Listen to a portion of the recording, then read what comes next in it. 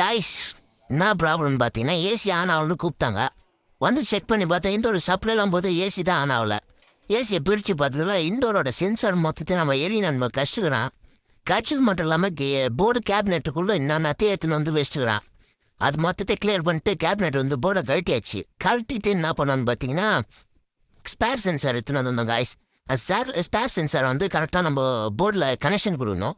ஒரு லைனும் பார்த்து கொடுக்கணும் காய்ஸ். அப்போ தான் வந்து சென்சார் கரெக்டாக ஒர்க் ஆகும், எல்லாம் ஒர்க் ஆகாது, போர்டு வீணாகிடும். சென்சார்லாம் கரெக்டாக லைன் கொடுத்தாச்சு. முடிஞ்ச அளவுக்கு ஹீட் சிங்க்கு சால்ட்டுங்க யூஸ் பண்ணுங்க. என்கிட்ட எதுவுமே இல்லை, அதனால் நான் டேப் அடிச்சிட்டேன். நீட்டாக பண்ணிடுங்க. இப்போ போர்டு எடுத்துன்னு வந்து ஏசியில் மாட்டியாச்சு. ஏசியில் மாட்டி வந்து சப்ளை ஆன் பண்ணியாச்சு. சப்ளை ஆன் பண்ணி சென்சாருக்கு சப்ளை ஆன் ஆயிடுச்சு. இப்போ ப்ரோயர் ரன் ஆகுதான்னு பார்க்கணும் காய்ஸ். வெயிட் பண்ணி பார்க்கலாம்.